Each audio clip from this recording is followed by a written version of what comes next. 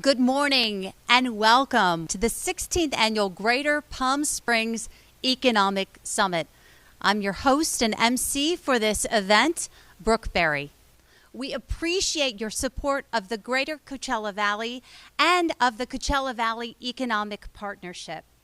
We hope that you enjoy today's presentation and that you use the information and the ideas that you hear today. Obviously, the event is vastly different than it has been in years past. We really miss seeing everyone in person. But 2020 has thrown some unexpected challenges our way, challenges that we never would have even imagined 1 year ago. And that really speaks to the theme of this year's summit, which is becoming essential. What did that mean for you? And what does that mean in the spirit of our economy? Our area has been hugely impacted, and today our speakers will discuss the most current data as well as share their ideas and their calls to action. We want to thank our sponsors today for making this event possible, and we want to make sure that you share your ideas for this program by tweeting the hashtag CVEP Summit. As we talk about those sponsors who have stepped up to this time, we want to kick off this event with the chair of the CVEP Board of Directors, Randy Florence. Randy. Thank you, Brooke, and good morning to you all. 1 year ago, have those words ever meant more? 1 year ago, we all attended the annual Economic Summit at the Palm Springs Convention Center, sitting side by side, serving ourselves breakfast from the same dishes and utensils, enjoying the attendance from many of our local Valley students. Our CEO, Joe Wallace, told us that while the Valley continued to benefit from the national economic growth, there were issues on the horizon we needed to plan for. That we were underserving our youth in internet access and bandwidth.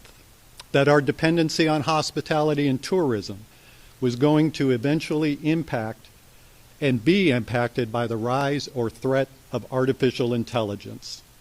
That we needed to figure out how to attract additional industry, higher paying jobs, and give our children every chance to learn, grow, and find good paying jobs and opportunities right here at home.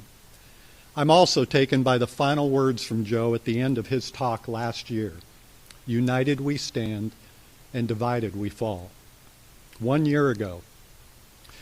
We've been hit hard. It's hard to see your friends, your businesses, your town, your valley suffer. We'll talk more about some of the numbers during this summit, and we'll talk about how the pandemic has impacted us all. But I want to talk about something else this morning. I want to talk about how this valley and its people have stood up before many times. When needed, there have been visionaries. People who were willing to make bold moves and decisions when sitting still seemed the safest thing to do. When my wife and I moved to the Valley almost 10 years ago, one of the things I noticed right away was that many of the same people who built this valley were here, still thriving, still growing, and willing to talk about it.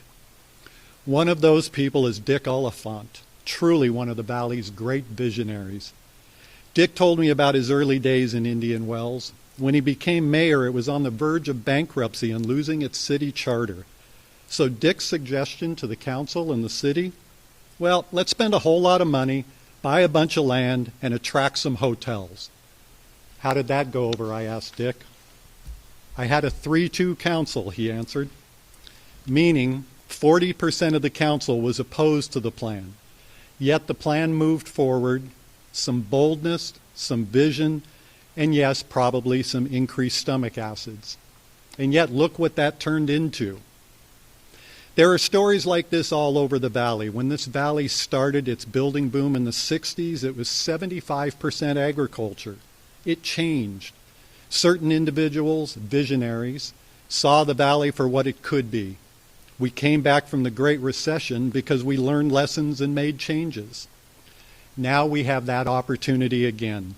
Like the 40% of the vote in Indian Wells, it's hard not to just leave things the same, hoping to get back to some semblance of normal.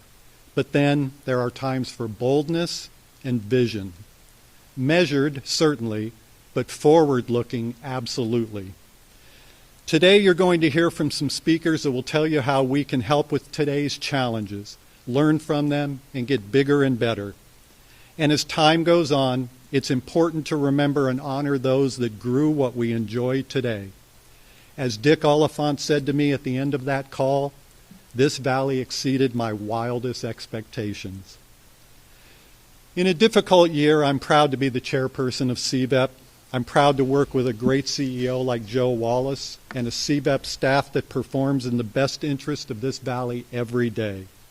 Last year's chairperson, Jan Harnick, set a high bar for this position. I believe that CVEP is uniquely positioned to be a leader in helping us economically heal and grow.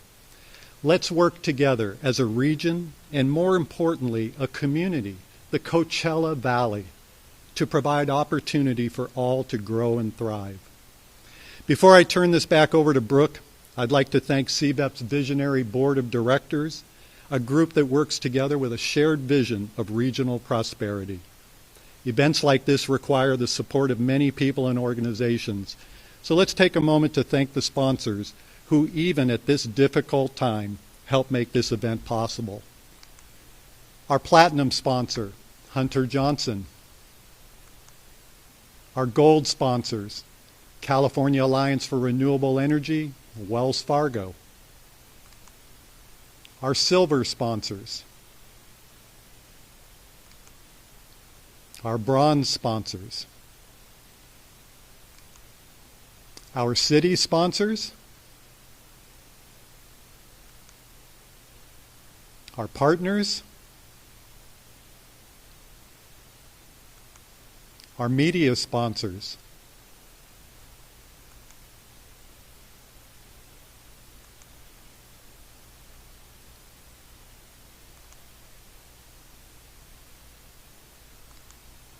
and lastly, our printing sponsor.